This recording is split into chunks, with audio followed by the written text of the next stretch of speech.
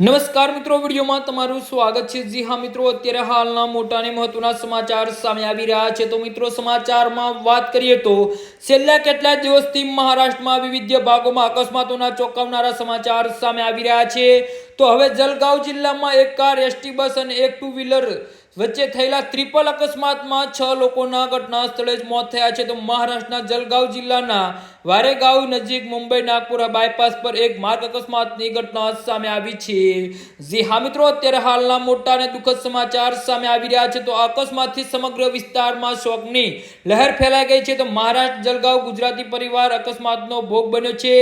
ST bus, car અને bike વચ્ચે અકસ્માતમાં 6 લોકોના મોત થયા છે। આ અકસ્માત અમલનેર ધુલ રોડ પર થયો છે। પ્રાથમિક માહિતી મુજબ કારમાં સવાર લોકો ગુજરાતથી મહારાષ્ટ્ર એક સગાઈ સમારોહમાં હાજરી આપવા માટે જઈ રહ્યા હતા। અમલનેર ધુલ રોડ પર માગરોળ ગામ નજીક હોટલ વૃંદાવન પાસે કાર, એસટી બસ અને મોટરસાયકલ વચ્ચે ટ્રિપલ અકસ્માત થયો હતો। અકસ્માત એટલો ગંભીર હતો કે વાહનો સંપૂર્ણ નાશ પામ્યા હતા।